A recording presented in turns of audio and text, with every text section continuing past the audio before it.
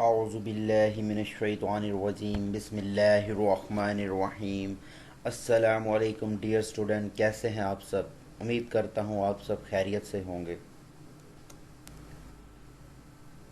जी, आज हम class 10 chemistry का चैप्टर नंबर 10 में जो टॉपिक करने जा रहे हैं वो है 10.3.2 types of salt.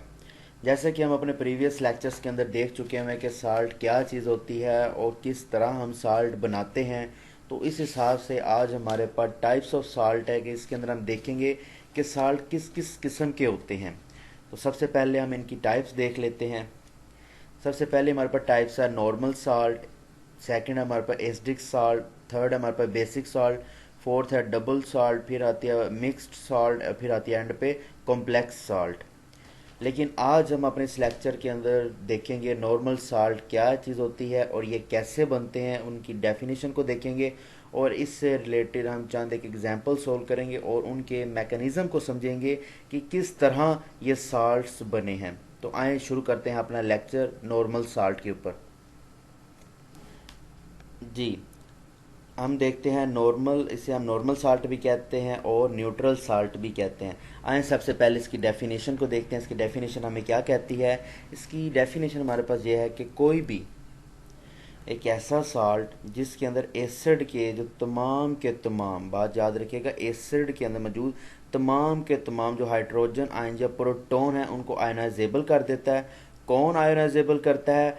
Positive metal ion या ammonia ion. Positive metal ion या अमोनिया के जो आयन है वो एसिड के अंदर मौजूद तमाम के तमाम हाइड्रोजन आयन को या प्रोटॉन को आयनाइजेबल कर देते हैं और उसकी जगह खुद ले लेते हैं, और इसके नतीजे में हमारे पास जो साल्ट बनता है इसे हम कहते हैं नॉर्मल साल्ट या न्यूट्रल साल्ट। दोबारा रिपीट कर देता हूँ अपनी बात को कि यानी कि ऐसा सोल्यूशन या एक ऐसा साल्ट जिसके अंदर क्या होगा, जो हमारे पास पॉजिटिव मेटल आयन या अमोनिया के जो आयन मौजूद होंगे वो क्या करेंगे, एसिड के अंदर मौजूद हाइड्रोजन आयन या जो प्रोटॉन है इसको रिप्लेस कर देंगे, इसकी जगह खुद ले लेंगे। तो इस नतीजे में जो बनने वाला हमारे पास सॉल्ट होता है उसे हम कहते हैं नॉर्मल या न्यूट्रल साल्ट। क्योंकि ये न्यूट्रल साल्ट है तो इसका लिटमस भी न्यूट्रल होगा, यानी कि इसकी पीएच भी 7 होगी। तो आए अपनी इस डेफिनेशन को और ज़्यादा अंडरस्टैंड करने के लिए इसकी चंद एक एग्जांपल्स देखते हैं। तो सबसे पहले हम जो एग्जांपल देखने जा रहे हैं वो है हमारे पास हाइड्रोक्लोरिक एसिड की और पोटाशियम हाइड्रोक्साइड के। हाइड्रोक्लोरिक एसिड हमारे पास एक एसिड है और ये चूँकि हमारे पास एक बेस है, और इसके नतीजे में जो हमारे पास सॉल्ट बना है वो है KCl, और इसके नतीजे में हमारे पास वाटर क्या है, प्रोड्यूस हुआ है। सबसे पहले आए देखते हैं इसका मैकेनिज्म को अंडरस्टैंड करते हैं कि ये रिएक्शन किस तरह हुआ। तो सबसे पहले हम देखते हैं हाइड्रोक्लोरिक एसिड के स्ट्रक्चर को। जी, ये रहा हमारे पास हाइड्रोक्लोरिक एसिड का स्ट्रक्चर। इसके अंदर क्या होता है, हाइड्रोजन आयन, हाइड्रोजन ने अपना एक इलेक्ट्रॉन और क्लोरीन ने अपना एक इलेक्ट्रॉन क्या कहता है, शेयर किया होता है। इन दोनों के दरमियान शेयर ऑफ इलेक्ट्रॉन्स की वजह से बॉन्ड बना हुआ है, यानी कि कोवलेंट बॉन्ड बना हुआ है। अब देखते हैं हम पोटाशियम हाइड्रोक्साइड का। पोटाशियम हाइड्रोक्साइड में क्या होता है, ऑक्सीजन और हाइड्रोजन ने तो अपना यानी कि कोवलेंट बॉन्ड बनाया हुआ है, लेकिन पोटाशियम के साथ इसने क्या किया हुआ, आयंस बनाया हुआ है। यानी कि ये मेटल है, जो पोटाशियम है ये हमारे पास मेटल भी है, और इसने ऑक्सीजन के साथ क्या किया हुआ है, आयंस बनाया हुआ है, यानी कि आयोनिक बॉन्ड बनाया हुआ है इसके अंदर। ठीक हो गया। और याद रखिएगा ये हमारे पास मेटल है। ठीक हो गया, पॉजिटिव मेटल है। किस तरह मेटल है, कैटायन है। अभी देखते हैं हम ये किस तरह है। तो सबसे पहले क्या होता है कि ये हाइड्रोजन और क्लोरीन इसमें क्या कराएगा, ब्रेकेज करवाएगा। कौन? ये मेटल आयन ब्रेकेज करवाएगा तो क्या होगा, ये दोनों बॉन्ड टूट जाएंगे। लेकिन चूंकि क्लोरीन की इलेक्ट्रोनेगेटिविटी ज़्यादा होती है, क्लोरीन क्या करेगा, हाइड्रोजन के इलेक्ट्रॉन्स को भी अपनी तरफ पुल कर लेगा, जिसकी वजह से क्लोरीन के ऊपर नेगेटिव चार्ज आ जाएगा और हाइड्रोजन के ऊपर पॉजिटिव चार्ज आ जाएगा। अब ये पोटाशियम क्या करेगा, ऑक्सीजन के साथ जो अपना इसने बॉन्ड बनाया हुआ है इसको भी ब्रेक करेगा। क्यों? इसने आगे इसके साथ ब्रेकेज करके इसके साथ अटैच होना है, तो ये क्या करेगा, इसके साथ अपना बॉन्ड ब्रेक करेगा। ब्रेक करने के दौरान चूंकि ऑक्सीजन की इलेक्ट्रोनेगेटिविटी ज़्यादा होती है, इसलिए ऑक्सीजन पोटाशियम का जो इलेक्ट्रॉन होगा उसे अपनी तरफ पुल कर लेगा, जिसके नतीजे में हमारे पास पोटाशियम के ऊपर पॉजिटिव चार्ज और हमारे पास हाइड्रो एक्सल आयन बनेगा, यानी कि O के ऊपर नेगेटिव चार्ज होगा। ठीक हो गया। अब क्या होगा, हमारे पास ये जो क्लोरीन नेगेटिव है ये इस पोटाशियम पॉजिटिव की डिमांड करेगा, यानी कि अब ये पॉजिटिव और नेगेटिव आपस में अटैच हो जाएंगे, और इस तरह हमारे पास जो रिजल्ट बनेगा वो क्या बनेगा, पोटाशियम क्लोराइड, यानी कि ये हमारे पास एक न्यूट्रल साल्ट बन गया। लेकिन अब जो हमारे पास हाइड्रोजन आयन और हाइड्रोक्सल आयन मौजूद है, ये एक दूसरे की डिमांड करेंगे पॉजिटिव नेगेटिव होने की वजह से, तो क्या करेंगे, इसके नतीजे में जो चीज़ हमारे पास प्रोड्यूस होगी वो होगी साल्ट। तो इस तरह पोटाशियम हाइड्रोक्साइड के अंदर जो मौजूद हमारे पास मेटल है, ये पॉजिटिव आयन मेटल है, यानी कि इसके ऊपर पॉजिटिव है, यानी कि ये कैटायन है।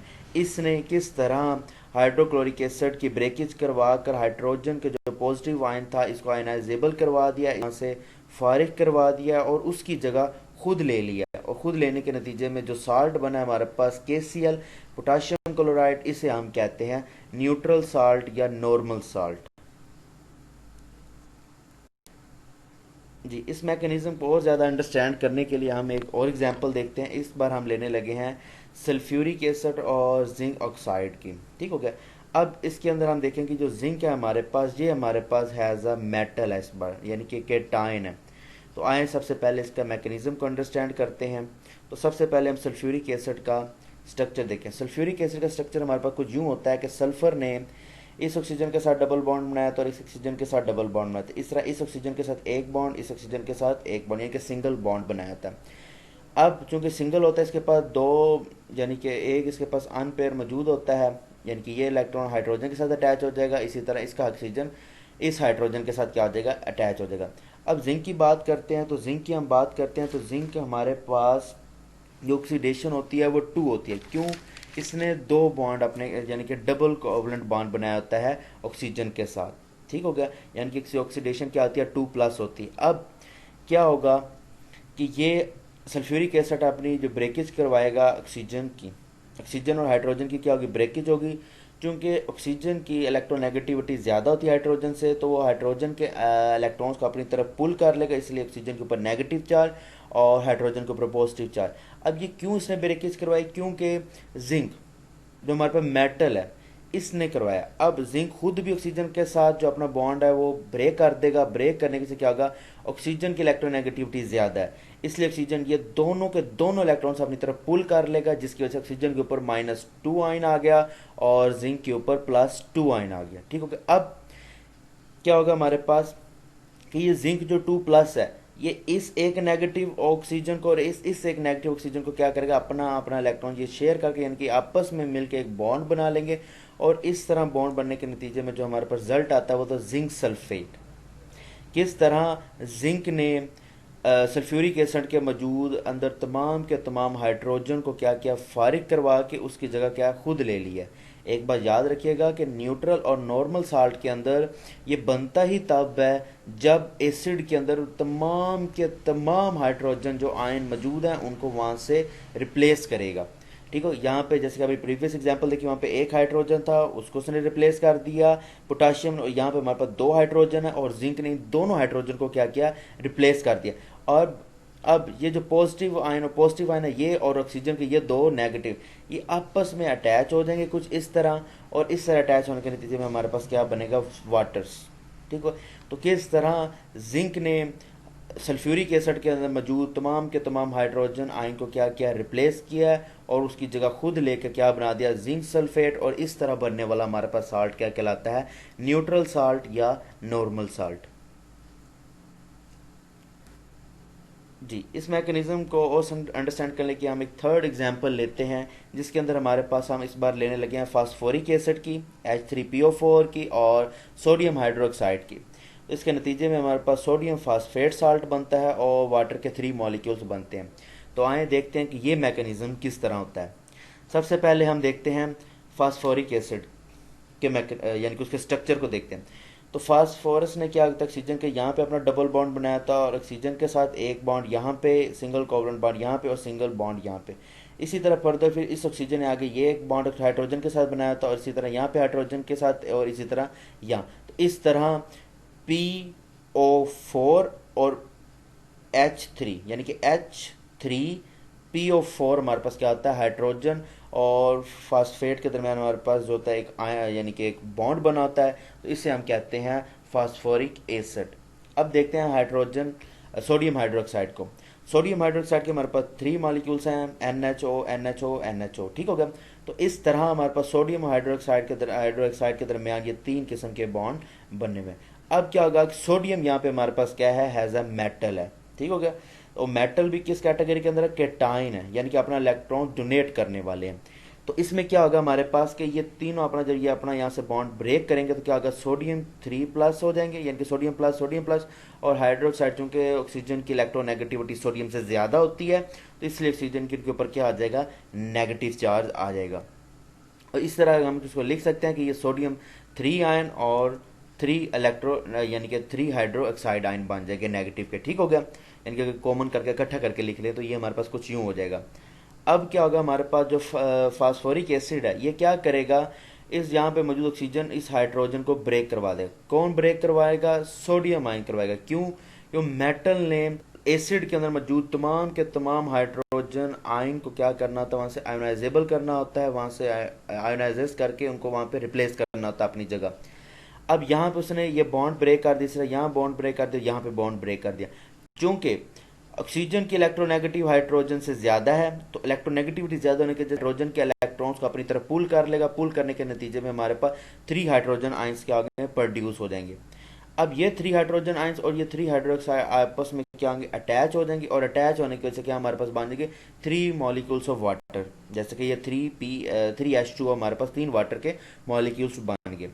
अब सोडियम के ये 3 जो आयंस हैं, ये बारी बारी इन तीनों ऑक्सीजन के साथ क्या होंगे, अटैच हो जाएंगे, क्योंकि इनके ऊपर पॉजिटिव चार्ज है और ऑक्सीजन के ऊपर नेगेटिव चार्ज है। तो इस तरह ये हमारे पास क्या बन जाएगा, Na3P ओवर सोडियम फास्फेट क्या साल्ट बन जाएगा हमारे पास।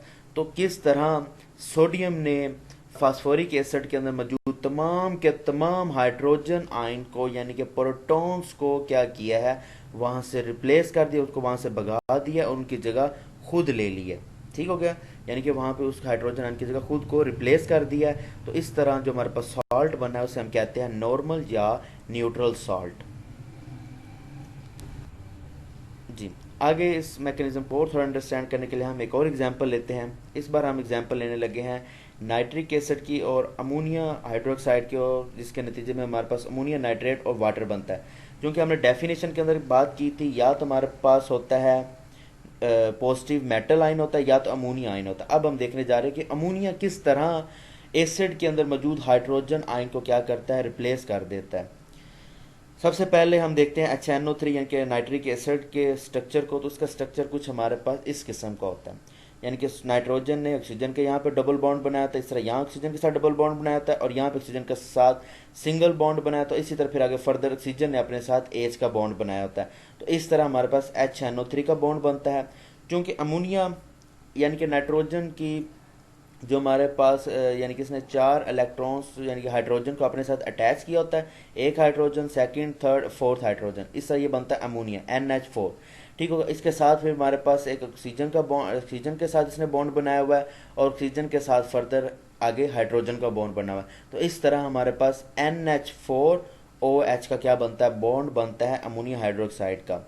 तो अब इसके अंदर क्या होता है हमारे पास कि ये चीज़ जो नाइट्रिक एसिड है वो क्या करता है, ऑक्सीजन वाला ये हाइड्रोजन से क्या करता है, अपना बॉन्ड ब्रेक कर लेता है। ब्रेक करने के नतीजे में क्या आ जाता है, ऑक्सीजन के ऊपर नेगेटिव चार्ज और हाइड्रोजन के ऊपर पॉजिटिव चार्ज। रीज़न वही है हमारे पास कि ऑक्सीजन की जो इलेक्ट्रोनेगेटिविटी होती है वो हाइड्रोजन से ज़्यादा होती है, जिसकी वजह से वो हाइड्रोजन के इलेक्ट्रॉन्स को अपनी तरफ पुल कर लेता है, जिसकी वजह से ऑक्सीजन के ऊपर नेगेटिव चार्ज और हाइड्रोजन के ऊपर पॉजिटिव चार्ज आ जाता है।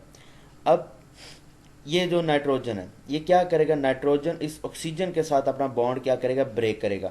अब चूंकि ऑक्सीजन की इलेक्ट्रोनेगेटिविटी ज़्यादा होती है नाइट्रोजन से, तो क्या करेगा, नाइट्रोजन के इलेक्ट्रॉन्स को अपनी तरफ पुल कर लेगा। पुल करने की वजह से इस नाइट्रोजन के ऊपर पॉजिटिव चार्ज आ जाएगा और इस ऑक्सीजन के ऊपर नेगेटिव चार्ज आ जाएगा। जैसे कि इस तरह हमारे पास ये O नेगेटिव H बन जाएगा, और इसी तरह हमारे पास ये OH नेगेटिव और ये हाइड्रोजन पॉजिटिव, ये जो ये आपस में दोनों बॉन्ड बना के हमारे पास क्या बना देंगे, वाटर का मॉलिक्यूल H2O। अब बाकी बात रही जो अमोनिया आयन बना हमारे पास यानी कि NH4। अब याद रखिएगा ये जो पॉजिटिव आयन है ये हमारा नाइट्रोजन के ऊपर है, क्योंकि ये नाइट्रोजन के साथ अटैच है। जो बॉन्ड ब्रेक हुआ है वो यहाँ पे ब्रेक हुआ है, तो ये पॉजिटिव चार्ज हमारा अमोनिया के साथ है, यानी कि N के साथ है, नाइट्रोजन के साथ है, ठीक हो गया। अब ये नाइट्रोजन ये पॉजिटिव इस ऑक्सीजन के नेगेटिव के साथ क्या होगा, अटैच हो जाएगा। ठीक हो गया। तो इससे अटैच होने के नतीजे में जो हमारे पास रिजल्ट बनता है वो बनता है अमोनियम नाइट्रेट, NH4NO3। तो किस तरह अमोनिया आयन ने भी किस तरह एसिड के अंदर मौजूद हाइड्रोजन आयन को आयनाइजेबल कर दिया है और वहाँ पे मौजूद नाइट्रेट यानी कि हाइड्रोजन को वहाँ से भगाने के बाद, उसको वहाँ से फ्री करने के बाद खुद अपनी जगह बनाई है वहाँ पे। तो इस तरह इसने अमोनियम नाइट्रेट सॉल्ट बनाया है। तो इस तरह बनने वाले साल्ट को हम कहते हैं नॉर्मल या न्यूट्रल साल्ट। तो आज हमने लेक्चर के अंदर टाइप्स ऑफ साल्ट के अंदर देखा नॉर्मल और न्यूट्रल साल्ट।